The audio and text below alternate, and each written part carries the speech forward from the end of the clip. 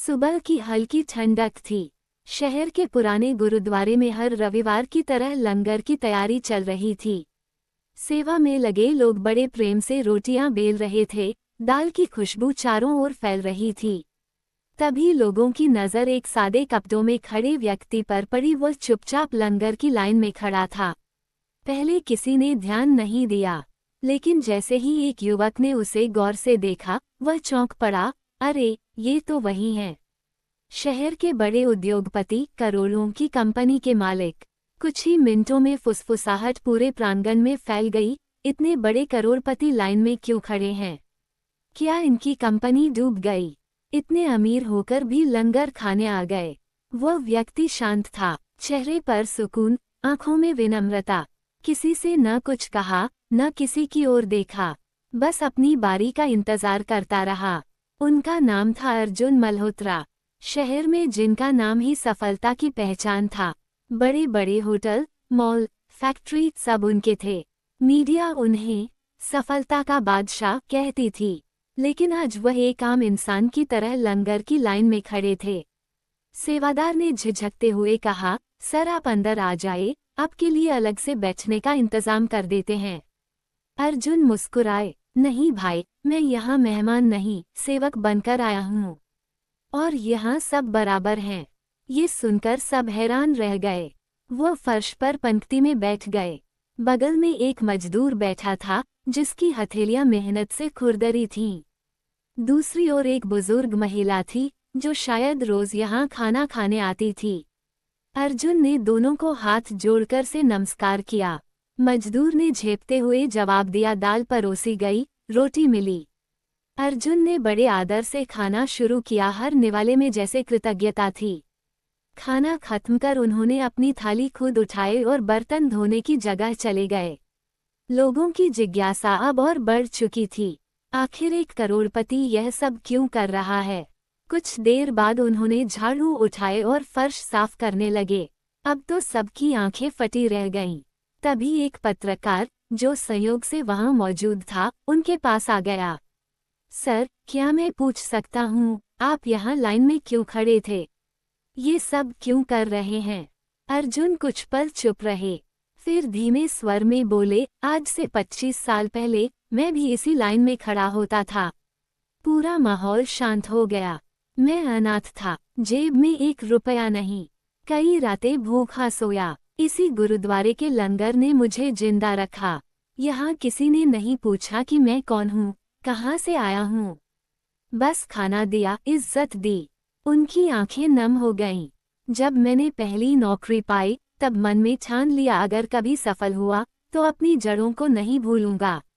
लेकिन जैसे जैसे पैसा बढ़ता गया, अहंकार भी चुपके से आने लगा।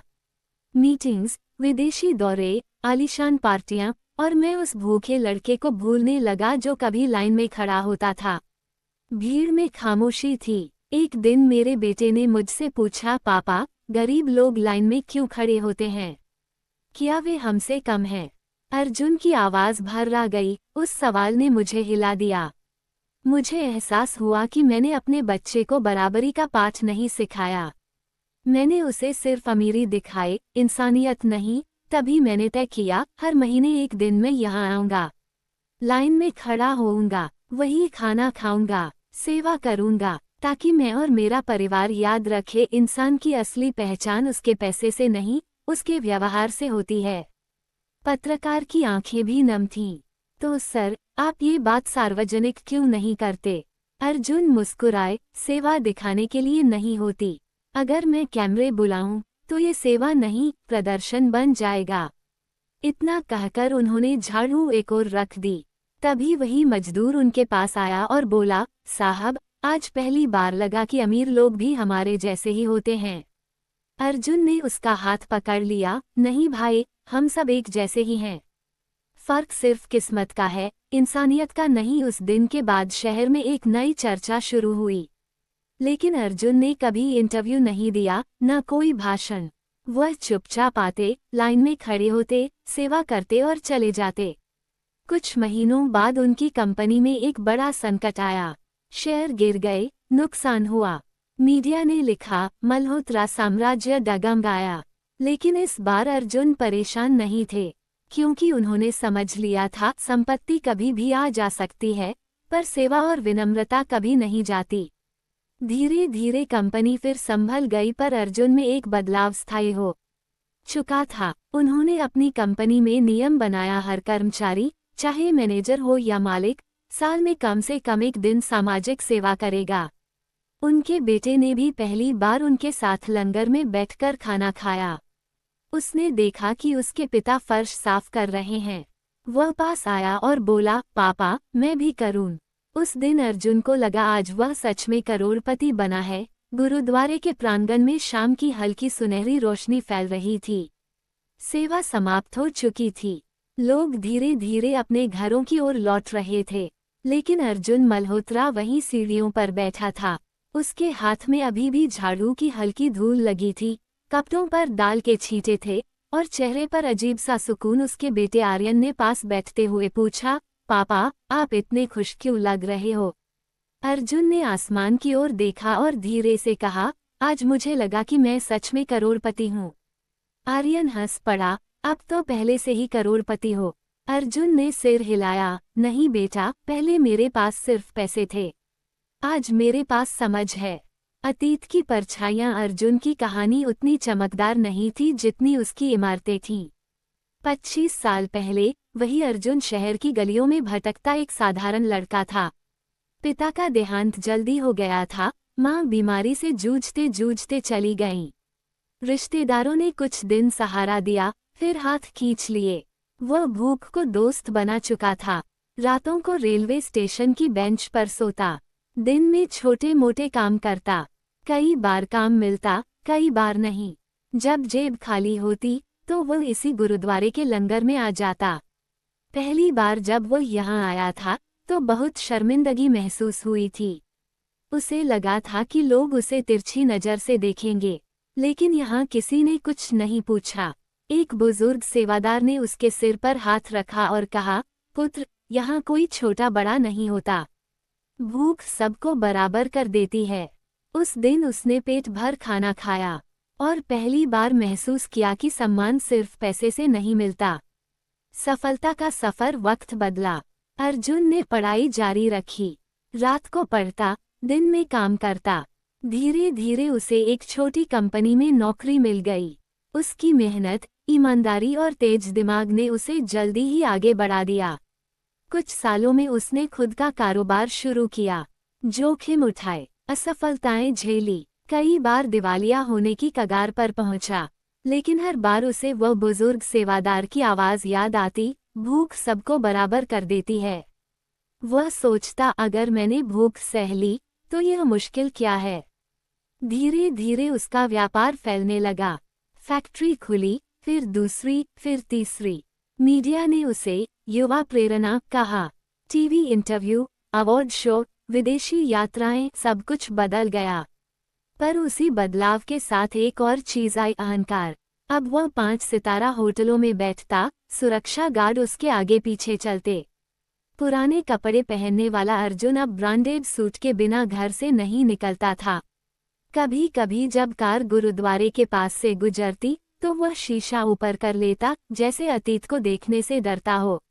एक सवाल जिसने सब बदल दिया। एक रात डिनर टेबल पर उसका बेटा आर्यन स्कूल की बात कर रहा था। पापा, आज हमने समानता पर निबंध लिखा। अर्जुन मुस्कुराया, अच्छा, क्या लिखा तुमने? आर्यन ने मासूमियत से कहा, मैंने लिखा कि सब लोग बराबर होते हैं, लेकिन फिर सोचा, अगर सब बराबर हैं तो कुछ लोग लाइन में खाना क्यों खाते हैं और कुछ लोग बड़े होटल में। ये सुनकर अर्जुन चुप हो गया। आर्यन ने आगे कहा, पापा, क्या गरीब लोग हमसे कम होते हैं? उस एक सवाल ने अर्जुन के भीतर वर्षों से जमा धूल उड़ा दी। उस रात उसे नींद नहीं आई। उसे अपना पुराना चेहरा याद आया, वह लड़का जो लंगर की लाइन में खड़ा होता था।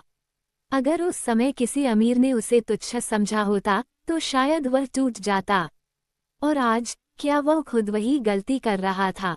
वापसी अगले रविवार अर्जुन बिना किसी को बताए गुरुद्वारे पहुंचा। सादा कुर्ता पायजामा पहना, कोई सुरक्षा गार्ड नहीं, कोई विशेष व्यवस्था नहीं। वह लाइन में खड़ा हो गया। शुरू में दिल धड़क रहा था, जैसे वह अपने अतीत से माफी मांगने आया हो।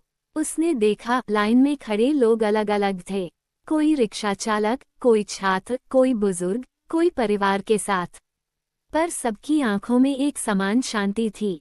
जब वह फर्श पर बैठा तो उसे वही पुराना सुकून मिला, जैसे जिंदगी ने उसे फिर से उसकी असली जगह दिखा दी हो। सेवा का असली अर्थ खाना खत्म करने के बाद उसने बर्तन उठाए, फिर झाड़ू उठाए। शुरू में हाथ कांप रहे थे, शायद आदत छूट चुकी थी, लेकिन जैसे जैसे वह फर्श साफ करता गया, उसके मन का अहंकार भी साफ होता गया। उसे लगा जैसे हर झाड़ू के साथ वह अपने भीतर की धूल हटा रहा हो। तभी एक बुजुर्ग सेवादार पास आए, वही सफेद दाढ़ी, वही कोमल आंखें। अर्जुन ने ध्यान से देखा, आप वही हैं जिन्होंने सालों पहले मुझे खाना दिया था? बुजुर्ग मुस्कुराए, मुझे याद नहीं बेटा, मैं तो रोज सैकड़ों को खाना देता हूँ। लेकिन शायद तू वही लड़का है जिसकी आंखों में भूख से ज्यादा सपने थे। अर्जुन की आंखें भर आईं। हाँ, वही हूँ। आज आपके आशीर्वाद से सब कुछ है मेरे पास। बुजुर्ग ने सिर हिलाया, अगर सब कुछ है तो यहाँ क्यों आया है? अर्जुन ने धीमे से कहा, सब कुछ है, पर शांति नहीं थी। बुजुर्ग बोले, शांति लेने से नहीं मिलती, देने से मिलती है। असली दौलत उस दिन अर्जुन ने महसूस किया कि करोड़पति होना सिर्फ बैंक बैलेंस नहीं है। वह सोचने लगा, अगर कल मेरा सारा पैसा चला जाए तो क्या बचेगा? क्या लोग मुझे मेरे पैसों के लिए याद करेंगे या मेरे व्यवहार के लिए? उसे एहसास हुआ कि असली दौलत वह है जो बांटने से बड़े, जैसे सम्मान, सेवा, संस्कार। उसने तय किया कि अब वह अपनी कमाई का एक बड़ा हिस्सा शिक्षा और भोजन सेवा में लगाएगा। लेकिन उसने ये काम चुपचाप किया। कोई प्रेस कॉन्फ्रेंस नहीं, कोई फोटो नहीं। परीक्षा का समय कुछ महीनों बाद उसकी कंपनी को भारी नुकसान हुआ।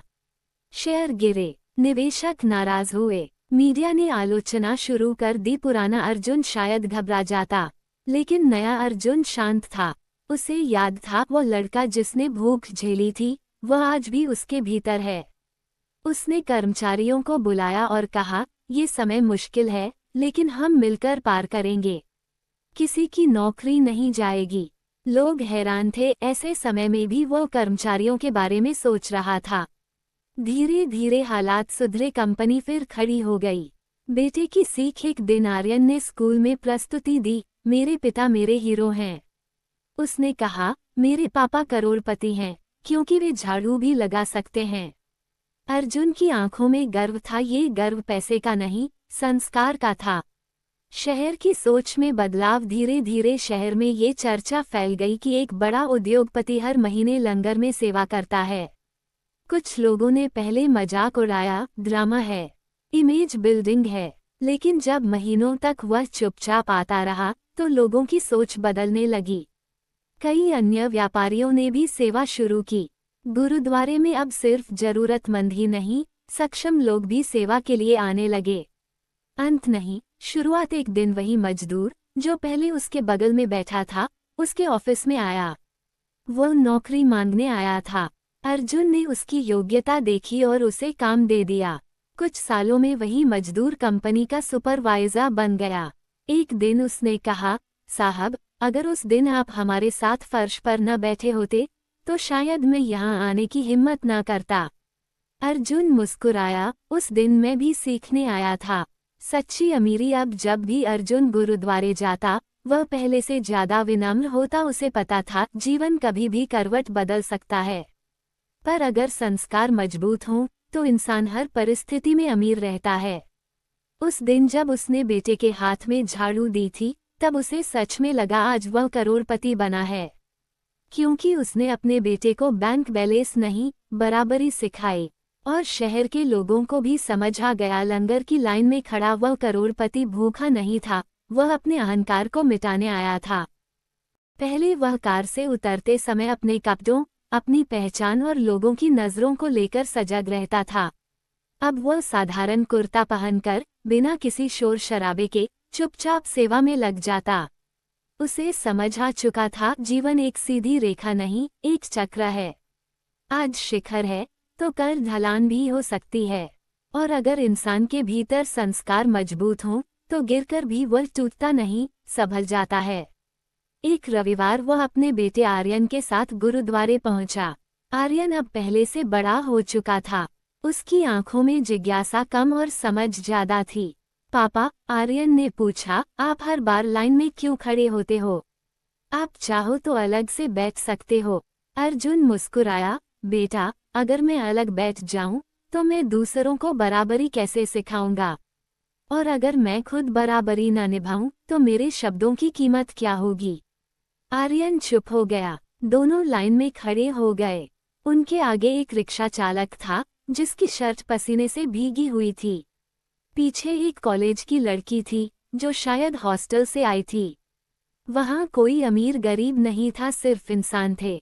जब वे पंक्ति में बैठकर खाना खाने लगे, अर्जुन ने देखा कि एक छोटा बच्चा अपनी माँ से फुसफुसाकर पूछ रहा था, माँ, ये अंकल तो टीवी में आते हैं ना? माँ ने धीरे से कहा, हाँ बेटा, पर यहाँ सब एक जैसे हैं।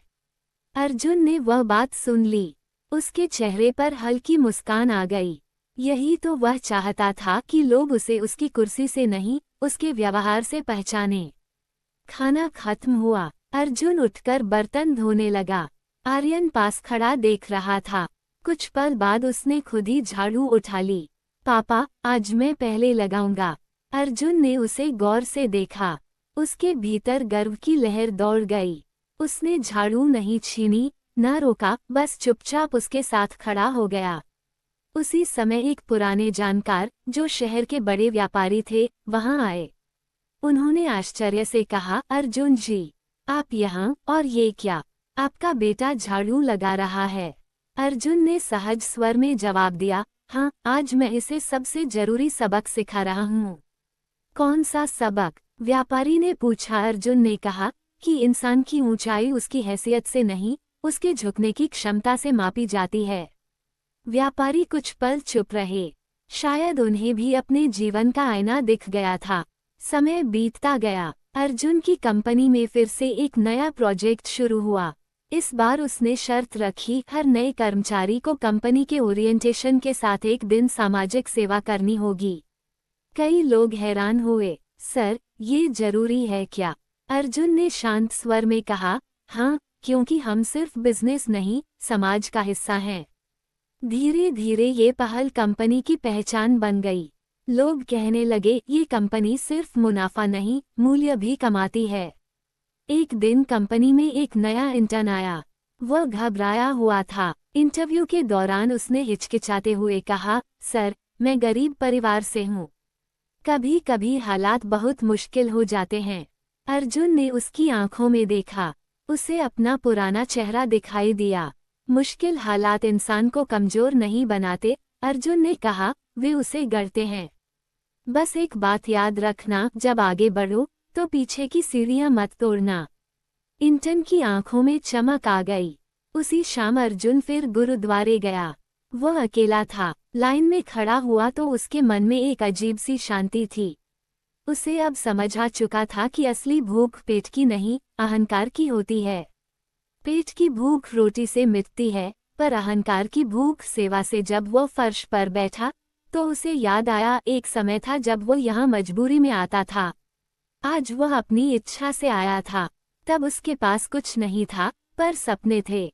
आज उसके पास सब कुछ था, पर वह सपनों की सादगी को बचाए रखना चाहता था। खाना खाते खाते उसकी नज़र एक बुजुर्ग पर पड़ी, जो बड़ी विनम्रता से सबको परोस रहे थे। उनके चेहरे पर वही संतोष था जो अर्जुन को अब मिलने लगा था। उसे एहसास हुआ, शायद असली करोड़पति वही हैं जो बांटकर खुश होते हैं। रात को घर लौटते समय आर्यन ने पूछा, पापा, अगर एक दिन हमारे पास पैसा न रहे तो? अर्जुन ने गाड़ी धीमी करते हुए कहा, अगर हमारे पास संस्कार हैं तो हम फिर से सब बना लेंगे। लेकिन अगर संस्कार न हो तो चाहे कितना भी पैसा हो, हम गरीब ही रहेंगे। अर्जुन ने जिंदगी को करीब से बदलते देखा था। वह दिन भी याद थे जब उसकी जेब में सिर्फ 2 सिक्के होते थे, और आज वह दिन भी था जब उसके बैंक खाते में करोड़ों थे। लेकिन दोनों ही स्थितियों में उसने एक बात सीखी, कुछ भी स्थायी नहीं होता। एक बार उसकी कंपनी पर अचानक आर्थिक संकट आया था। विदेशी निवेशकों ने हाथ खींच लिया। शेयर बाजार में गिरावट आई। मीडिया ने खबरें चलानी शुरू कर दी, क्या मल्होत्रा साम्राज्य डूबने वाला है। कई लोगों ने दूरी बना ली। जो लोग रोज फोन करते थे, वे अचानक व्यस्त हो गए। कुछ तो ऐसे भी थे जिन्होंने कहा, हमें पहले ही पता था, इतनी जल्दी सफलता टिकती नहीं। अर्जुन ने ये सब चुपचाप सुना। रात को वह अकेले बैठा था। सामने फाइलें थीं, नुकसान के आंकड़े थे, लेकिन उसके चेहरे पर घबराहट नहीं थी, क्योंकि उसे पता था वह पहले भी शून्य से शुरू कर चुका है। उसने अपने आप से कहा, अगर मैंने भूख देखी है, तो यह नुकसान क्या है? अगर मैंने अकेलापन सहा है, तो यह आलोचना क्या है? और उसी विश्वास ने उसे टूटने से बचा लिया। संस्कार की असली परीक्षा संकट के समय ही इंसान के संस्कार की परीक्षा होती है। अर्जुन के सलाहकारों ने कहा, सर, कुछ कर्मचारियों को निकालना पड़ेगा। खर्च कम करना जरूरी है। अर्जुन ने गहरी सांस ली। अगर मैं संकट में अपने लोगों को छोड़ दूं, तो सफलता के समय उनका साथ लेने का क्या अधिकार है मुझे? उसने तय किया, किसी की नौकरी नहीं जाएगी। उसने खुद अपनी सैलरी बंद कर दी, बड़े खर्चे रोके, कुछ संपत्तियां बेच दी, लेकिन कर्मचारियों का वेतन समय पर दिया। कई महीनों की मेहनत के बाद कंपनी फिर संभल गई। एक दिन ऑफिस के एक पुराने कर्मचारी ने आकर कहा, सर, आपने हमें मुश्किल समय में नहीं छोड़ा। हम भी आपको कभी नहीं छोड़ेंगे। अर्जुन मुस्कुराया। उसे लगा, ये भरोसा ही उसकी असली कमाई है। झाड़ू का वह दिन लेकिन अर्जुन के जीवन का सबसे महत्वपूर्ण दिन वह नहीं था जब उसकी कंपनी फिर से मुनाफे में आई। सबसे महत्वपूर्ण दिन वह था जब उसने अपने बेटे के हाथ में झाड़ू दी थी। उस दिन गुरुद्वारे में काफी भीड़ थी। आर्यन पहले थोड़ा झिझक रहा था। लोग क्या सोचेंगे, पापा? उसने धीरे से पूछा। अर्जुन ने उसके कंधे पर हाथ रखा। लोग वही सोचते हैं जो हम उन्हें सिखाते हैं। अगर हम खुद झुकेंगे तो लोग झुकना सीखेंगे। आर्यन ने झाड़ू उठाए। शुरुआत में उसका हाथ धीमा था, जैसे उसे आदत नहीं थी, लेकिन कुछ देर बाद वह पूरे मन से सफाई करने लगा। उसी समय एक छोटा बच्चा पास खड़ा देख रहा था। उसने अपनी माँ से पूछा, माँ, ये अंकल तो बहुत अमीर है ना, फिर ये झाड़ू क्यों लगा रहे हैं? माँ ने जवाब दिया, बेटा, क्योंकि ये सच में अमीर हैं। अर्जुन ने वह बात सुन ली। उसके दिल में जैसे कोई दीपक जल उठा। उसे समझ आ गया, आज उसने अपने बेटे को वह दे दिया है जो किसी बैंक में नहीं मिलता। बराबरी का असली मतलब। आर्यन बड़ा हो रहा था। स्कूल में उसके दोस्त अक्सर अपने अपने घरों की बातें करते। कोई नई कार की चर्चा करता, कोई विदेशी ट्रिप की। कई बार बच्चे अनजाने में गरीब सहपाठियों का मजाक भी उड़ा देते। एक दिन आर्यन घर आया और बोला, पापा, हमारे क्लास में एक लड़का है। उसके पास अच्छे कपड़े नहीं हैं। कुछ बच्चे उसे चिढ़ाते हैं। अर्जुन ने पूछा, तुम क्या करते हो? आर्यन ने कहा, मैं उनके साथ नहीं हंसता, पर कभी कभी समझ नहीं आता क्या कहूँ। अर्जुन ने उसे पास बैठाया। बेटा, याद है जब तुमने झाड़ू लगाई थी? हाँ पापा, उस दिन तुमने सिर्फ फर्श साफ नहीं किया था, तुमने अपने और दूसरों के बीच का फर्क भी साफ किया था। बराबरी का मतलब यही है, किसी को छोटा महसूस न होने देना। अगले दिन आर्यन ने उस लड़के को अपने साथ बैठाया। धीरे धीरे बाकी बच्चे भी जुड़ने लगे। अर्जुन को जब ये पता चला तो उसकी आंखों में गर्व था। असली अमीरी समय बीतता गया। कंपनी और भी बड़ी हो गई, लेकिन अर्जुन का जीवन सरल होता गया। वो अक्सर अपने कर्मचारियों के साथ कैंटीन में खाना खाता। ऑफिस के ड्राइवर से लेकर मैनेजर तक, सबके साथ उसका व्यवहार एक जैसा था। एक बार एक नए मैनेजर ने आश्चर्य से पूछा, सर, आप इतने बड़े मालिक होकर भी इतनी सादगी से कैसे रहते हैं? अर्जुन ने मुस्कुराकर कहा, क्योंकि मैंने देखा है कि कुर्सी बदलते देर नहीं लगती।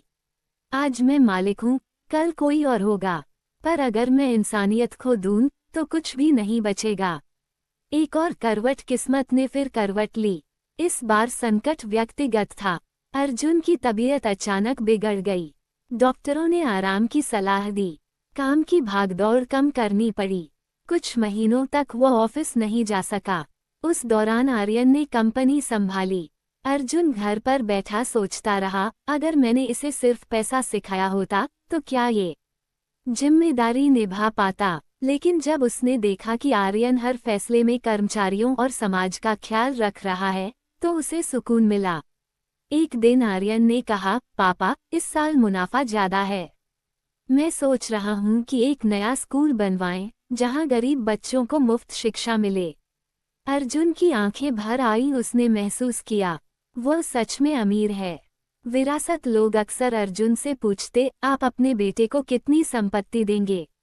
वो हंसकर कहता, इतनी कि उसे संघर्ष की कीमत समझ आए और इतनी कम कि वह मेहनत करना न भूले। पर असली विरासत तो वह थी जो उसने झाड़ू के साथ दी थी। बराबरी की भावना, विनम्रता का साहस, इंसानियत की ताकत। अंतिम एहसास। एक शाम अर्जुन फिर गुरुद्वारे गया। अब उसकी चाल पहले से धीमी थी। उम्र अपना असर दिखा रही थी। वह लाइन में खड़ा था। एक युवक ने पहचान लिया और बोला, सर, आप यहाँ? अर्जुन ने मुस्कुराकर कहा, हाँ, मैं यहाँ अपने आप को याद दिलाने आता हूँ कि मैं कौन हूँ। युवक ने पूछा, आपको क्या याद दिलाना होता है? अर्जुन ने जवाब दिया कि मैं कभी भूखा था और शायद फिर हो सकता हूँ, इसलिए मुझे विनम्र रहना है। उस दिन फर्श पर बैठकर उसने वही सादा खाना खाया। हर निवाले में कृतज्ञता थी। जीवन कभी भी करवट बदल सकता है। एक और कहानी। सालों बीत चुके थे। अर्जुन अब पहले जैसे तेज कदमों से नहीं चलता था। बालों में सफेदी आ चुकी थी, आवाज में ठहराव आ गया था। लेकिन हर रविवार वह अब भी गुरुद्वारे जाता था, बिना शोर, बिना दिखावे। उस दिन हल्की बारिश हो रही थी। प्रांगण में मिट्टी की सौंधी खुशबू फैली थी। अर्जुन और उसका बेटा आर्यन दोनों सेवा में लगे थे।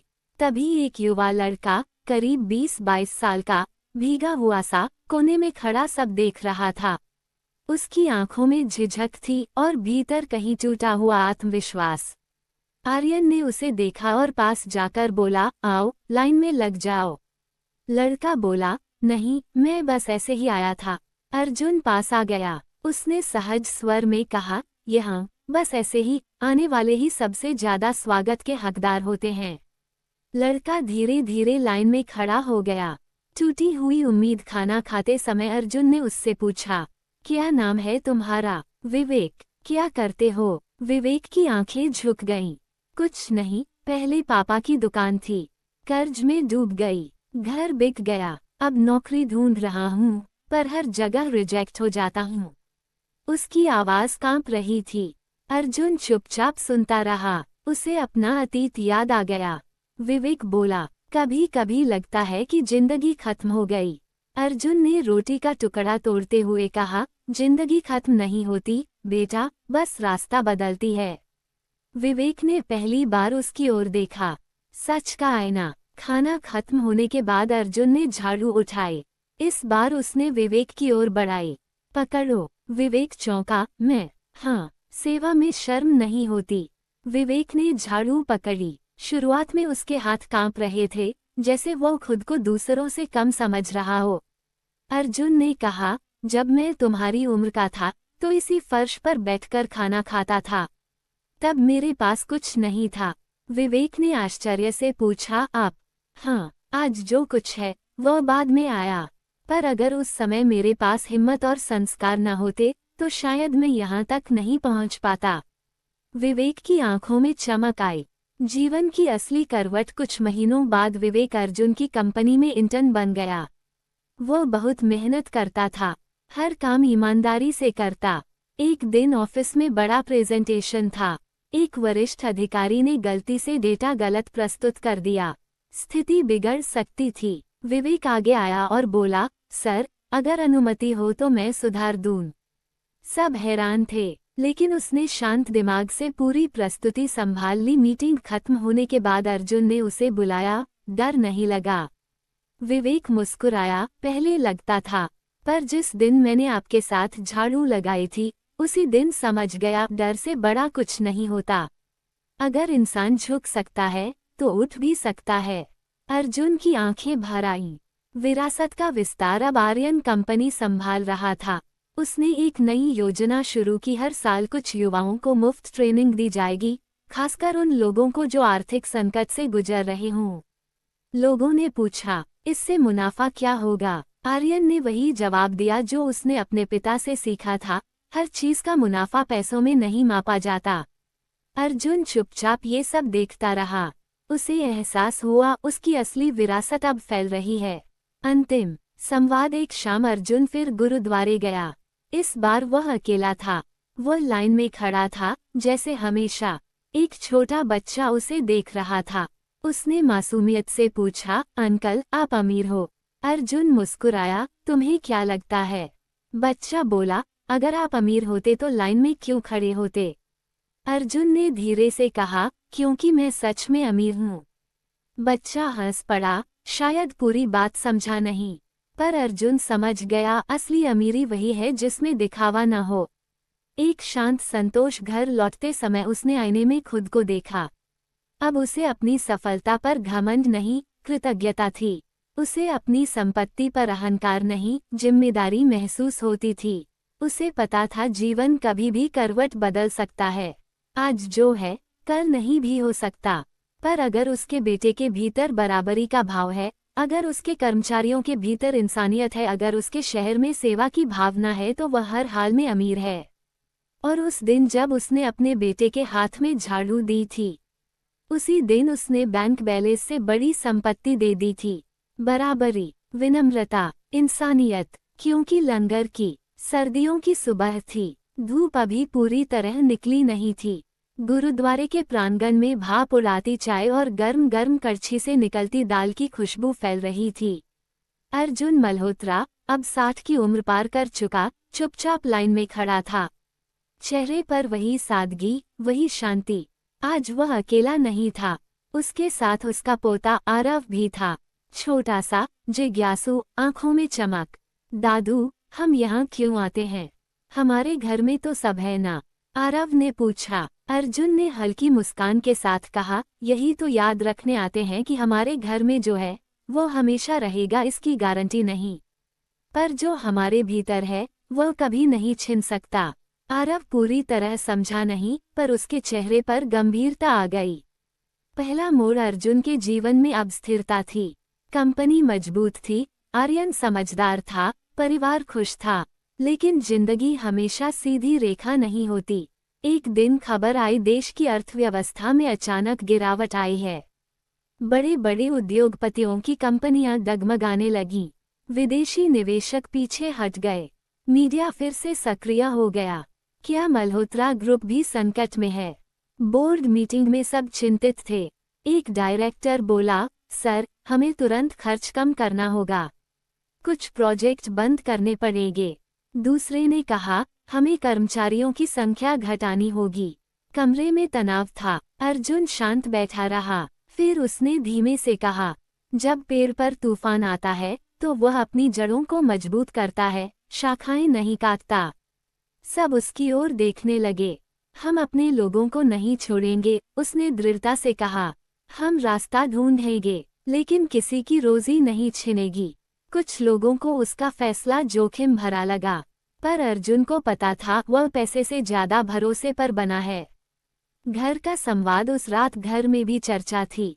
आर्यन ने कहा, पापा, स्थिति कठिन है। अगर नुकसान बढ़ा तो हमें बहुत कुछ खोना पड़ सकता है। अर्जुन ने मुस्कुराते हुए जवाब दिया, बेटा, मैंने खोकर ही पाना सीखा है। अगर फिर खोना पड़ा, तो हम फिर बना लेंगे। आर्यन ने पूछा, आपको डर नहीं लगता? अर्जुन ने कहा, डर तब लगता है जब आदमी खाली हो। मैं खाली नहीं हूँ, मेरे पास संस्कार हैं। आरव, जो कोने में खेल रहा था, ये सुन रहा था। उसने मासूमियत से पूछा, दादू, संस्कार क्या होते हैं? अर्जुन ने उसे गोद में उठाया। संस्कार वो खजाना है जो कोई चुरा नहीं सकता। एक अनपेक्षित घटना। कुछ महीनों बाद स्थिति और गंभीर हो गई। एक बड़ी डील टूट गई। बैंक का दबाव बढ़ा। निवेशकों ने मीटिंग बुलाई। मीटिंग में एक युवा निवेशक ने तंज कसा, मल्होत्रा जी, आप बिजनेस चलाते हैं या आश्रम? कर्मचारियों को बचाते बचाते कंपनी डूब जाएगी। कमरे में सन्नाटा छा गया। अर्जुन ने उसकी आंखों में देखा और शांत स्वर में कहा, अगर कंपनी इंसानियत पर नहीं खड़ी तो डूब भी जाए तो अफसोस नहीं। कुछ लोग हंसे, कुछ चुप रहे, लेकिन वही युवा निवेशक कुछ महीनों बाद चुपचाप अर्जुन के पास आया। सर, मैंने गलत समझा था। आपकी टीम आपके लिए जान लगा रही है। शायद यही आपकी ताकत है। अर्जुन ने कहा, ताकत भरोसे में होती है, बैलेंस शीट में नहीं। गुरुद्वारे का सबक। इन कठिन दिनों में भी अर्जुन हर रविवार गुरुद्वारे जाता रहा। एक दिन उसने देखा लाइन में खड़ा एक बुजुर्ग व्यक्ति बहुत कमजोर लग रहा था। अर्जुन ने उसे सहारा दिया और बिठाया। खाना खाते समय बुजुर्ग ने कहा, बेटा, पहले मैं भी बड़ा व्यापारी था। सब कुछ था, एक गलत फैसले ने सब छीन लिया। अब यहाँ आता हूँ। अर्जुन ने ध्यान से सुना। पछतावा होता है? उसने पूछा। बुजुर्ग मुस्कुराए, पहले होता था, अब नहीं। अब समझ आया जो गया वह मेरा था ही नहीं, जो बचा है वही असली है।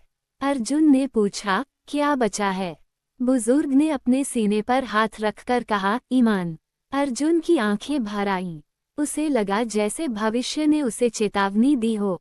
दूसरा मोड़। धीरे धीरे बाजार संभलने लगा।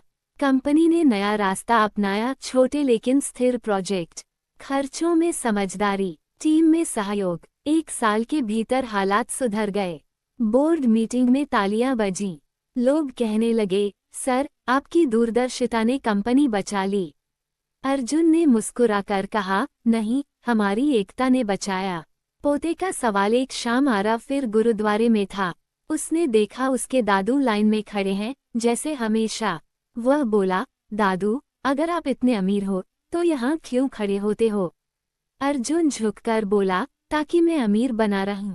कैसे? क्योंकि यहाँ खड़े होकर मुझे याद रहता है कि मैं भी कभी खाली हाथ था, और अगर कल फिर खाली हाथ हो जाऊं तो मुझे शर्म न आए। आरव ने गंभीर होकर कहा, मैं भी हर बार आऊंगा। अर्जुन की आंखों में चमक आ गई। यही उसकी असली जीत थी। अंतिम एहसास। समय बीता। अर्जुन अब पहले जैसा सक्रिय नहीं था, पर हर रविवार उसकी उपस्थिति बनी रहती। एक दिन सेवा के बाद वह सीढ़ियों पर बैठा था। हल्की हवा चल रही थी। उसने सोचा, जीवन सच में करवट लेता है, कभी ऊपर, कभी नीचे, कभी तालियां, कभी ताने। लेकिन अगर इंसान भीतर से मजबूत हो तो हर करवट उसे गिराती नहीं, गढ़ती है। उसे याद आया वह दिन जब उसने पहली बार आर्यन के हाथ में झाड़ू दी थी। अगर उस दिन उसने झिझक दिखाई होती, अगर उसने कहा होता, हम अमीर हैं, ये काम हमारा नहीं, तो शायद आज कहानी अलग होती। पर उस दिन उसने बराबरी सिखाई, विनम्रता सिखाई, इंसानियत सिखाई, और आज वही शिक्षा उसके परिवार, उसकी कंपनी, उसके शहर में फैल चुकी थी। सच्ची विरासत। लोग कहते हैं मल्होत्रा परिवार की संपत्ति हजारों करोड़ की है, पर अर्जुन जानता था उसकी असली संपत्ति यह है कि उसका बेटा और पोता किसी को छोटा नहीं समझते। वह जानता था अगर कल सब चला भी जाए तो उसके बच्चे फिर से बना लेंगे, क्योंकि उनके पास बैंक बैलेंस नहीं, चरित्र है, और चरित्र से बड़ा कोई धन नहीं। उस दिन जब अर्जुन ने फिर झाड़ू उठाई तो उसके चेहरे पर संतोष था। लंगर की लाइन में खड़ा वह करोड़पति भूखा नहीं था, वह हर बार अपने भीतर की धूल साफ करने आता था, क्योंकि उसने जान लिया था जीवन कभी भी करवट बदल सकता है, पर अगर संस्कार मजबूत हों तो इंसान हर परिस्थिति में अमीर रहता है। और जिस दिन उसने अपने बेटे के हाथ में झाड़ू दी थी, बरसों बीत चुके थे। अर्जुन अब बहुत कम बोलता था, ज्यादा सुनता था। उम्र ने चाल धीमी कर दी थी, पर आंखों की चमक वैसी ही थी। हर रविवार वह गुरुद्वारे आता, लाइन में खड़ा होता, फर्श पर बैठकर खाना खाता और फिर झाड़ू लगाता। लेकिन इस बार कहानी सिर्फ अर्जुन की नहीं थी, इस बार कहानी उस शहर की थी जो बदल रहा था। एक नई शुरुआत। शहर में बेरोजगारी बढ़ रही थी। कई छोटे व्यापारी घाटे में थे, युवा निराश थे। सोशल मीडिया पर लोग एक दूसरे को दोष दे रहे थे। एक शाम आर्यन ने कहा, पापा, हालात ठीक नहीं हैं। लोग गुस्से में हैं, हर कोई सिर्फ अपने बारे में सोच रहा है। अर्जुन ने शांत स्वर में कहा, जब डर बढ़ता है तो इंसान सिमट जाता है। हमें उन्हें फैलाना सिखाना होगा। कैसे? आर्यन ने पूछा। सेवा से, अर्जुन ने जवाब दिया। सेवा से समाधान। अगले रविवार गुरुद्वारे में एक नई घोषणा हुई, जो भी युवा नौकरी की तलाश में हैं, वे हर शनिवार यहां आकर अपना नाम दर्ज करें। मल्होत्रा ग्रुप उन्हें ट्रेनिंग और अवसर देगा। लोग चौंक गए। क्या ये सच है? कोई शर्त तो नहीं? अर्जुन खुद लाइन में खड़ा था। उसने माइक नहीं पकड़ा, बस चुपचाप सेवा करता रहा। धीरे धीरे सैकड़ों युवाओं ने नाम दर्ज कराया। ट्रेनिंग शुरू हुई। तकनीकी कौशल, व्यवहार, आत्मविश्वास। अर्जुन हर हफ्ते कुछ युवाओं से मिलता। वो उन्हें अपनी कहानी सुनाता, भूख, संघर्ष और फिर अवसर। एक दिन एक युवक ने पूछा, सर, अगर हम असफल हो गए तो? अर्जुन ने मुस्कुराकर कहा, असफलता का मतलब है कि जिंदगी ने करवट ली है। बस गिरकर उठना मत छोड़ना। एक अप्रत्याशित झटका। इसी दौरान अर्जुन की तबीयत अचानक बिगड़ गई। अस्पताल में भर्ती होना पड़ा। डॉक्टरों ने सख्त आराम की सलाह दी। पूरा शहर चिंतित था। कंपनी के कर्मचारी अस्पताल के बाहर खड़े थे। आर्यन अंदर बैठा था, बेचैन। अर्जुन ने धीरे से कहा, डर मत, जिंदगी फिर करवट ले रही है। पापा, आर्यन की आंखें भर आईं। याद है मैंने तुम्हें क्या दिया था?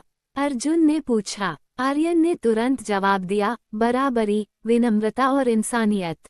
अर्जुन ने सिर हिलाया। बस वही संभाल कर रखना, बाकी सब खुद संभल जाएगा। शहर का बदला चेहरा। कुछ महीनों में अर्जुन स्वस्थ हो गया, लेकिन अब वह पहले जैसा सक्रिय नहीं था। इस बीच जो युवाओं की ट्रेनिंग शुरू हुई थी, वह अब आंदोलन बन चुकी थी। कई युवाओं को नौकरी मिली, कुछ ने अपने छोटे व्यवसाय शुरू किए। गुरुद्वारे में अब सिर्फ जरूरतमंद नहीं, सक्षम लोग भी सेवा करने आने लगे थे। एक दिन वही युवक, जो पहले निराश था, अर्जुन के पास आया। अर्जुन ने कहा, दान से बड़ा दान है समय देना, आकर सेवा करो। युवक मुस्कुराया और झाड़ू उठा ली। असली परीक्षा। एक दिन मीडिया ने अर्जुन से इंटरव्यू की मांग की। आपको शहर का सबसे प्रभावशाली उद्योगपति कहा जा रहा है, आप क्या कहना चाहेंगे? अर्जुन ने मना कर दिया। पत्रकार ने पूछा, क्यों? यह आपकी उपलब्धि है। अर्जुन ने कहा, अगर लोग सेवा से प्रेरित हो रहे हैं, तो वह मेरी नहीं, संस्कार की जीत है। और संस्कार का प्रचार नहीं, अभ्यास होता है। पोते का संकल्प अब आरव किशोर हो चुका था। एक दिन उसने कहा, दादू, मैं कॉलेज के बाद विदेश पढ़ने जाऊंगा, लेकिन मैं हर साल वापस आकर यहाँ सेवा करूंगा। अर्जुन की आंखों में चमक थी। याद रखना, उसने कहा, ऊंचाई जितनी भी हो, जमीन से जुड़े रहना। आरव ने जवाब दिया, क्योंकि जीवन कभी भी करवट बदल सकता है। अर्जुन मुस्कुरा दिया। उसे लगा कहानी आगे बढ़ रही है। अंतिम दृश्य। एक शाम सूर्यास्त के समय अर्जुन फिर लाइन में खड़ा था। हवा में ठंडक थी। लोग उसे पहचानते थे, पर अब कोई हैरान नहीं होता था। वह बैठा, खाना खाया और फिर झाड़ू उठाए। पास खड़े एक बच्चे ने पूछा, दादाजी, आप इतने बड़े आदमी होकर यह काम क्यों करते हो? अर्जुन ने झुककर कहा, क्योंकि यह काम मुझे बड़ा बनाता है। बच्चा मुस्कुराया, शायद पूरी बात नहीं समझा, पर अर्जुन समझ गया, बीज बोया जा चुका है। सच्चाई। लंगर की लाइन में खड़ा वह करोड़पति भूखा नहीं था। वो हर बार अपने भीतर के अहंकार को मिटाने आता था। वो हर बार खुद को याद दिलाने आता था कि पैसा साधन है, पहचान नहीं। वह हर बार अपने बच्चों को सिखाने आता था कि असली अमीरी दिल में होती है, क्योंकि उसने जान लिया था जीवन सच में करवट बदलता है। कभी सफलता, कभी संघर्ष, कभी तालियां, कभी ताने, पर अगर संस्कार मजबूत हों, तो इंसान हर परिस्थिति में अमीर रहता है। और जिस दिन उसने अपने बेटे के हाथ में झाड़ू दी थी, उसी दिन उसने अपनी सबसे बड़ी संपत्ति सौंप दी थी, बराबरी की सोच, विनम्रता का साहस, इंसानियत की ताकत। बाकी सब तो समय की धूल है जो कभी भी उड़ सकती है। पहली बार लंगर खाया, पेट से ज्यादा आत्मा भरी। आज पहली कमाई, माँ याद आई। आज पहली बार बेटे के हाथ में झाड़ू दी, डर नहीं, गर्व महसूस हुआ। वह पन्नों को छूते हुए मुस्कुराया। उसे लगा जैसे जिंदगी ने हर मोड़ पर उसे एक ही पाठ सिखाया, ऊंचाई पर टिके रहना है तो झुकना सीखो। एक अनजाना खतरा। अगले कुछ महीनों में शहर में एक बड़ी आपदा आई। अचानक बाढ़ ने कई इलाकों को घेर लिया। सैकड़ों घर डूब गए, लोग बेघर हो गए। टीवी चैनलों पर खबरें चल रही थीं। लोग मदद की गुहार लगा रहे थे। आर्यन ने तुरंत कंपनी की मीटिंग बुलाई। हमें राहत शिविर शुरू करना होगा। अर्जुन ने धीरे से कहा, राहत शिविर गुरुद्वारे से शुरू करो। जहां से हमने सीखा था वहीं से लौटाओ। कुछ ही दिनों में गुरुद्वारे का प्रांगण राहत केंद्र बन गया। खाना, कपड़े, दवाइयां सब जुटने लगा।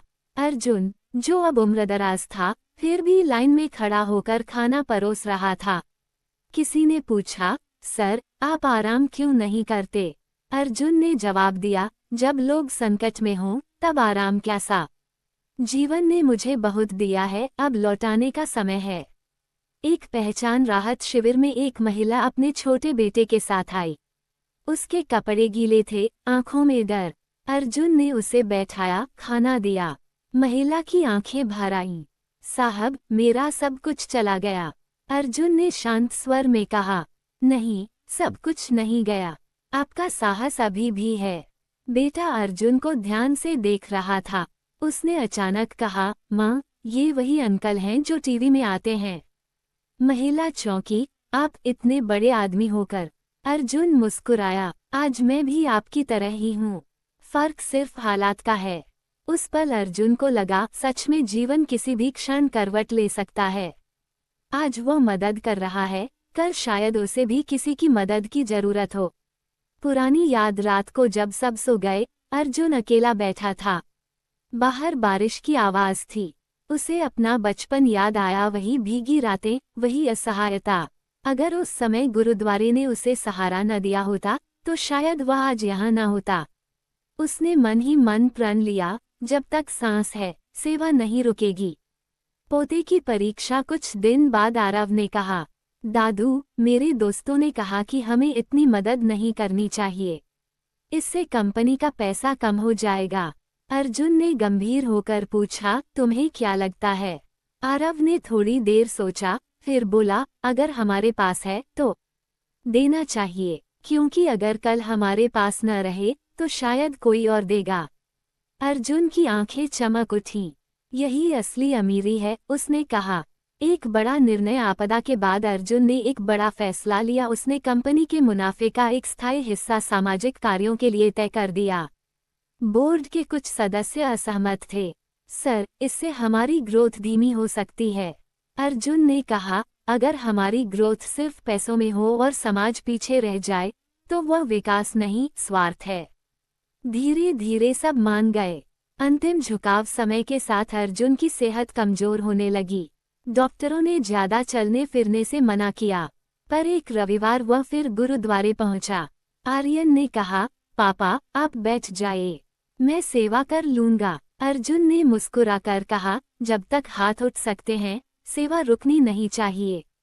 वह लाइन में खड़ा हुआ, फर्श पर बैठा, रोटी तोड़ी। हर निवाले में उसे अपने जीवन के सारे मोड़ याद आ रहे थे। भूख, संघर्ष, सफलता, संकट, सेवा। खाना खत्म हुआ। उसने झाड़ू उठाए। हाथ कांप रहे थे, पर दिल स्थिर था। पास खड़े एक युवा ने पूछा, दादाजी, क्या आपको कभी डर नहीं लगा कि सब खो देंगे? अर्जुन ने धीरे से कहा, डर तो लगा, पर फिर याद आया, अगर संस्कार मजबूत हैं, तो कुछ भी खोकर भी इंसान गरीब नहीं होता। विरासत की ज्योति। कुछ महीनों बाद अर्जुन दुनिया से चला गया। पूरा शहर शोक में था। अखबारों ने लिखा, एक सफल उद्योगपति का निधन। पर गुरुद्वारे के बाहर एक छोटी सी पट्टिका लगी, यहाँ एक ऐसा इंसान सेवा करता था जिसने हमें सिखाया अमीरी झुकने में है। आर्यन और आरव हर रविवार वहां आते रहे, झाड़ू उठाते रहे। लोग पूछते, आपको इसकी क्या जरूरत है? आरव मुस्कुराकर कहता, यह जरूरत नहीं, विरासत है। सच्चाई। लंगर की लाइन में खड़ा वह करोड़पति कभी भूखा नहीं था। वो हर बार अपने भीतर की धूल साफ करने आता था। वो हर बार यह याद करने आता था कि जीवन स्थायी नहीं, वो हर बार यह सुनिश्चित करने आता था कि उसके बच्चों को सिर्फ पैसा नहीं, मूल्य मिले। लेकिन ये सम्मान अचानक नहीं मिला। इसके पीछे है एक संवेदनशील दिल और ठोस संकल्प की कहानी। स्कूल के दिनों में जब देव अपने साथियों के साथ सोनीपत की एक शैक्षणिक यात्रा पर गए, तो वहां एक तालाब की हालत देखकर भीतर तक हिल गए। पानी की जगह प्लास्टिक की परत थी, काई ने सतह को ढक लिया था और बदबू मानो मदद की गुहार लगा रही थी। बाकी छात्र तस्वीरें लेकर आगे बढ़ गए, लेकिन देव के मन में एक सवाल अटक गया, क्या हम सिर्फ देखते रहेंगे? वहीं से एक विचार ने जन्म लिया। 2024 में देव ने पोंडोरा नामक पहल शुरू की, एक ऐसा कार्यक्रम जिसमें स्कूली बच्चों को अपने आसपास के तालाब गोद लेने, उनकी नियमित जांच करने, पानी की गुणवत्ता समझने और साफ सफाई के अभियान चलाने का प्रशिक्षण दिया जाता है। देव मानते हैं कि असली बदलाव किताबों से नहीं, जिम्मेदारी से आता है। शुरुआत में लोग हंसे, बच्चे क्या बदलेंगे, लेकिन देव ने हार नहीं मानी। उन्होंने स्कूलों में कार्यशालाएं की, स्थानीय समुदाय से बात की और छोटे छोटे कदमों से बड़ा असर पैदा किया। देखते ही देखते 150 से अधिक छात्र इस मिशन से जुड़ गए। अब वे सिर्फ पढ़ाई नहीं करते, अपने इलाके के तालाबों की धड़कन भी सुनते हैं। आज कई तालाबों का पानी साफ है, किनारों पर हरियाली लौट आई है और पक्षियों की चहचहाहट फिर सुनाई देती है।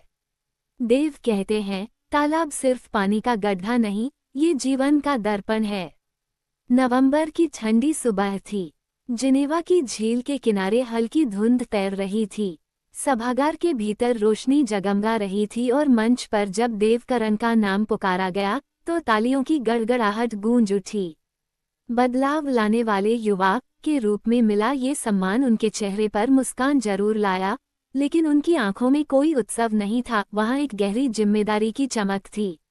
देव ने ट्रॉफी थामी, लेकिन मन कहीं और चला गया, अपने शहर नोएडा की उन गलियों में, उन तालाबों के किनारों पर जहां से यह सफर शुरू हुआ था। उन्हें याद आया कि कैसे एक दिन स्कूल की ट्रिप में वे सोनीपत गए थे। वहां एक तालाब देखा था जो कभी गांव की धड़कन रहा होगा, पर उस दिन वह प्लास्टिक, गंदगी और काई से ढका पड़ा था। पानी की सतह पर धूप भी उतरने से झिझक रही थी। बाकी बच्चे उस दृश्य को देखकर आगे बढ़ गए। किसी ने मजाक किया, किसी ने फोटो खींची, लेकिन देव के भीतर कुछ टूट गया था। उन्हें लगा जैसे तालाब नहीं, इंसान की संवेदनशीलता दम तोड़ रही है। उस रात वे सो नहीं पाए। बार बार वही सवाल मन में उठता, अगर हम पढ़े लिखे होकर भी अपने आसपास की प्रकृति को नहीं बचा सकते, तो हमारी शिक्षा किस काम की? यही सवाल उनके जीवन का मोड़ बन गया। नोएडा लौटकर देव ने अपने दोस्तों से बात की। कुछ ने साथ देने का वादा किया, कुछ ने कहा ये काम सरकार का है। लेकिन देव ने ठान लिया था कि जिम्मेदारी बांटी नहीं जाती, उठाई जाती है। 2024 में उन्होंने पोंडोरा नामक कार्यक्रम शुरू किया। नाम भले नया था, पर मकसद पुराना तालाबों को फिर से जीवन देना। उन्होंने स्कूलों में जाकर बच्चों को समझाया कि तालाब सिर्फ पानी का स्रोत नहीं, बल्कि पूरे पारिस्थितिकी तंत्र का आधार हैं। बारिश का पानी रोकना, भूजल स्तर बनाए रखना, पक्षियों और जीवों का घर बनना, तालाब गांव और शहर दोनों की सांस होते हैं। शुरुआत में लोग हिचकिचाए, बच्चे तालाब गोद लेंगे, यह विचार अजीब लगा, लेकिन देव ने हार नहीं मानी। उन्होंने कार्यशालाएं की, छोटे छोटे मॉडल बनाए, पानी की जांच सिखाई, प्लास्टिक हटाने के अभियान चलाए। धीरे धीरे 10 बच्चे जुड़े, फिर 25, फिर 50। कुछ ही महीनों में 150 से अधिक छात्र इस पहल का हिस्सा बन गए। एक दिन देव और उनकी टीम ने नोएडा के पास एक पुराने तालाब को गोद लिया। वह भी प्लास्टिक और कचरे से भरा था। बदबू इतनी थी कि लोग पास से गुजरना भी नहीं चाहते थे। बच्चों ने दस्ताने पहने, मास्क लगाया और सफाई शुरू की। शुरू में लोग दूर से देखते रहे, कुछ ने ताने भी मारे, 2 दिन में थक जाओगे। लेकिन बच्चों का उत्साह कम नहीं हुआ। उन्होंने कचरा अलग किया, प्लास्टिक रिसाइकलिंग के लिए भेजा, पानी की जांच की, स्थानीय प्रशासन से संपर्क कर किनारों पर पौधे लगाए। 3 महीने बाद वही तालाब बदलने लगा, पानी साफ दिखने लगा, किनारों पर हरियाली उग आई। कुछ पक्षी लौट आए। एक दिन पास के एक बुजुर्ग ने देव से कहा, बेटा, हमने बचपन में यहाँ तैरना सीखा था, आज फिर वही तालाब देख रहा हूँ। देव की आंखें भर आईं। उन्हें लगा यही असली सम्मान है। जिनेवा का मंच। जब देव को जिनेवा में सम्मानित होने का निमंत्रण मिला तो वे चुप हो गए। ये सिर्फ उनका नहीं, उन 150 बच्चों का सम्मान था जिन्होंने मिट्टी में उतरकर बदलाव की कहानी लिखी थी। मंच पर उन्होंने कहा, मैं यहाँ अकेला नहीं खड़ा हूँ। मेरे साथ मेरे शहर के बच्चे हैं जिन्होंने सिखाया कि उम्र छोटी हो सकती है लेकिन जिम्मेदारी बड़ी हो सकती है। उन्होंने बताया कि कैसे एक तालाब की दुर्दशा ने उन्हें झकझोर दिया और कैसे एक विचार आंदोलन बन गया। दुनिया के अलग अलग देशों से आए लोगों ने उनकी कहानी सुनी। कई ने पूछा, आपने शुरुआत कैसे की? देव ने मुस्कराकर कहा, शुरुआत देखने से नहीं, महसूस करने से होती है। जिम्मेदारी का असली अर्थ सम्मान के बाद जब वे भारत लौटे तो स्वागत हुआ, लेकिन उन्होंने टीम से कहा अब काम और बढ़ेगा। उन्होंने पोंडोरा के अगले चरण की योजना बनाई। अब लक्ष्य था हर स्कूल में एक तालाब मित्र क्लब बनाना। बच्चों को सिर्फ सफाई नहीं बल्कि जल संरक्षण की वैज्ञानिक समझ देना। उन्होंने डेटा इकट्ठा करना शुरू किया, कितने तालाब सूख रहे हैं, कितनों में कचरा है, कितनों में भूजल स्तर गिर रहा है। उन्होंने विशेषज्ञों से बात की, पर्यावरणविदों से मार्गदर्शन लिया। देव मानते थे कि बदलाव भावनाओं से शुरू होता है लेकिन टिकता ज्ञान से है। एक तालाब की सफाई के दौरान स्थानीय लोगों ने विरोध किया, ये हमारी जमीन है, यहाँ मत आओ। देव ने बहस नहीं की, उन्होंने संवाद चुना। गांव में बैठक की, समझाया कि तालाब का पानी खेतों के लिए कितना जरूरी है। उन्होंने पुराने रिकॉर्ड दिखाए जहां सूखे के समय यही तालाब जीवनदाता बना था। धीरे धीरे विरोध समर्थन में बदल गया। युवाओं की ताकत आज पोंडोरा सिर्फ एक कार्यक्रम नहीं, एक सोच बन चुका है। बच्चे अब तालाबों की नियमित जांच करते हैं, रिपोर्ट बनाते हैं, सोशल मीडिया पर जागरूकता फैलाते हैं। एक 14 साल की छात्रा ने कहा, पहले हमें लगता था कि हम छोटे हैं, अब लगता है कि हम भी बदलाव ला सकते हैं। देव के लिए यही सबसे बड़ी जीत है। मंजिल नहीं, पड़ाव। जिनेवा में मिला सम्मान उनके लिए अंत नहीं, शुरुआत था। वे जानते हैं कि एक ट्रॉफी तालाबों को साफ नहीं रख सकती, लगातार प्रयास ही रख सकता है। वे अक्सर कहते हैं, बदलाव किसी बड़े पद या उम्र का मोहताज नहीं होता। अगर दिल जागा है तो रास्ता खुद बन जाता है। आज भी जब वे किसी तालाब के किनारे खड़े होते हैं तो पानी में अपना चेहरा नहीं, भविष्य देखते हैं। बस एक जागरूक नज़र और ठान लिया गया इरादा चाहिए। और शायद यही सबसे बड़ा सम्मान है, जब आपकी पहल से किसी तालाब में फिर से आकाश झलकने लगे, जब किसी बच्चे की आंखों में जिम्मेदारी की चमक आ जाए, जब प्रकृति मुस्कुरा उठे। देव की यात्रा अभी जारी है। हर नया तालाब, हर नया बच्चा, हर नई सुबह उनके संकल्प को और मजबूत करती है। क्योंकि उनके लिए सम्मान एक ट्रॉफी नहीं, एक वादा है। वादा कि जब तक पानी बहता रहेगा तब तक उम्मीद भी बहती रहेगी। नवंबर की वह शाम अभी भी देव के मन में ताज़ा है। जिनेवा के उस भव्य सभागार में जब उनका नाम पुकारा गया तो तालियों की आवाज़ दूर तक गूंज उठी। मंच पर खड़े देवकरण ने जब सम्मान ग्रहण किया तो उनकी आंखों में चमक जरूर थी, पर मन में उत्सव नहीं, एक नई जिम्मेदारी की शुरुआत थी। सम्मान के बाद जब वे भारत लौटे तो नोएडा की मिट्टी ने उनका उसी सादगी से स्वागत किया। कोई लाल कालीन नहीं, कोई बड़ी गाड़ियां नहीं, बस वही तालाब, वही बच्चे, वही अधूरा काम। देव ने टीम की मीटिंग बुलाई। 150 बच्चे, कुछ शिक्षक और कुछ स्थानीय स्वयंसेवक एक छोटे से हॉल में इकट्ठा हुए। दीवार पर पोंडोरा का पोस्टर लगा था। देव ने मुस्कुराते हुए कहा, जिनेवा का सम्मान हमारे काम का अंत नहीं, बल्कि ये याद दिलाने वाला संकेत है कि अब हमें और तेज चलना है। इस बार लक्ष्य था शहर के बाहरी इलाके का एक सूखता हुआ बड़ा तालाब। बरसों से उसमें पानी नहीं ठहरा था। आसपास के लोग उसे कूड़ेदान की तरह इस्तेमाल करने लगे थे। जब टीम वहां पहुंची तो दृश्य निराशाजनक था। प्लास्टिक, टूटी बोतलें, मलबा, मानो किसी ने उम्मीद को ही दफना दिया हो। एक छात्र आर्यन बोला, सर क्या ये सच में फिर से भर सकता है? देव ने मिट्टी उठाकर हाथ में ली और कहा, जब तक धरती जिंदा है पानी लौट सकता है। मेहनत की शुरुआत पहले चरण में सफाई अभियान चला। बच्चों ने घर घर जाकर लोगों से अपील की कि वे कचरा तालाब में न डालें। कुछ ने दरवाजे बंद कर लिए, कुछ ने कहा ये सब दिखावा है। लेकिन टीम ने हार नहीं मानी। उन्होंने स्थानीय प्रशासन से संपर्क किया। ट्रैक्टर आए, मलबा हटाया गया। बच्चों ने पानी की निकासी के पुराने रास्ते खोजे। देव ने विशेषज्ञों से सलाह ली कि बरसात का पानी कैसे रोका जाए। छोटे छोटे चेक डैम बनाए गए। किनारों पर देशी पौधे लगाए गए ताकि मिट्टी बहे नहीं। उम्मीद की पहली बूंद बरसात आई। पहली बारिश में तालाब पूरी तरह नहीं भरा, लेकिन इस बार पानी ठहरा। बच्चे खुशी से झूम उठे। कुछ हफ्तों बाद तालाब का आधा हिस्सा पानी से भर गया। पानी में आसमान का प्रतिबिंब दिखने लगा। एक सुबह देव वहां पहुंचे तो देखा 2 सफेद बगुले किनारे खड़े थे। वो दृश्य उनके लिए किसी पुरस्कार से कम नहीं था। समाज का बदलता नजरिया। धीरे धीरे स्थानीय लोग भी जुड़ने लगे। जो पहले विरोध करते थे, अब खुद सफाई में मदद करने लगे। एक बुजुर्ग किसान ने कहा, अगर ये तालाब भर गया तो हमारे खेतों का पानी बच जाएगा। देव ने बच्चों को समझाया कि पर्यावरण का काम सिर्फ पेड़ लगाने या कचरा उठाने तक सीमित नहीं है। ये लोगों के मन बदलने की प्रक्रिया है। शिक्षा से समाधान पोंडोरा के तहत अब बच्चों को जल चक्र, भूजल स्तर और जैव विविधता के बारे में विस्तार से सिखाया जाने लगा। वे तालाब का डेटा रिकॉर्ड करते, कितना पानी है, किस मौसम में कितना घटता बढ़ता है।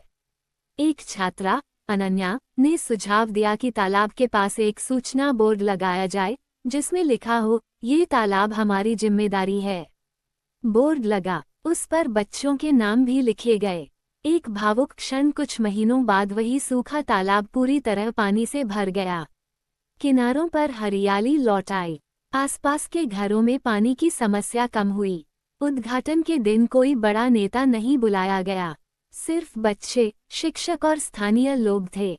देव ने कहा, आज हम तालाब का नहीं, अपनी सोच का पुनर्जन्म मना रहे हैं। जिम्मेदारी का विस्तार। अब देव का सपना है कि हर जिले में तालाब मित्र क्लब बने। वे चाहते हैं कि बच्चे सिर्फ पढ़ाई में अव्वल न हों, बल्कि प्रकृति के प्रेरी भी बने। उन्होंने ऑनलाइन सत्र शुरू किए, जहां दूसरे शहरों के छात्र भी जुड़ने लगे। कई स्कूलों ने पोंडोरा मॉडल अपनाने की इच्छा जताई। देव कहते हैं, अगर एक शहर बदल सकता है तो पूरा देश क्यों नहीं। अंत नहीं, यात्रा जारी। एक शाम देव उसी तालाब के किनारे बैठे थे। सूरज ढल रहा था, पानी सुनहरी रोशनी में चमक रहा था। आर्यन ने पूछा, सर क्या आपको अब भी डर लगता है कि काम अधूरा रह जाएगा? देव मुस्कुराए, डर तो रहता है, लेकिन उससे बड़ा विश्वास है इन बच्चों पर। उन्होंने पानी की लहरों को देखते हुए कहा, सम्मान हमें याद दिलाता है कि दुनिया देख रही है, लेकिन असली काम तब होता है जब कोई नहीं देख रहा होता।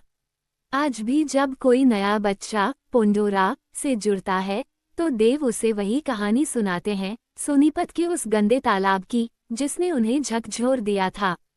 क्योंकि बदलाव की हर कहानी एक सवाल से शुरू होती है, अगर मैं नहीं तो कौन? और शायद यही देव की असली विरासत है, एक ऐसा सवाल जो हर युवा के दिल में जाग जाए। जिनेवा का मंच, तालियों की गूंज, ट्रॉफी की चमक सब क्षणिक है, लेकिन जब किसी तालाब में फिर से आकाश दिखने लगे, जब किसी बच्चे के हाथ में कचरे की जगह पौधा हो, जब किसी गांव में पानी लौट आए, तभी असली सम्मान मिलता है। और देव जानते हैं ये यात्रा अभी लंबी है। हर नई सुबह के साथ एक नया तालाब उनका इंतजार कर रहा है।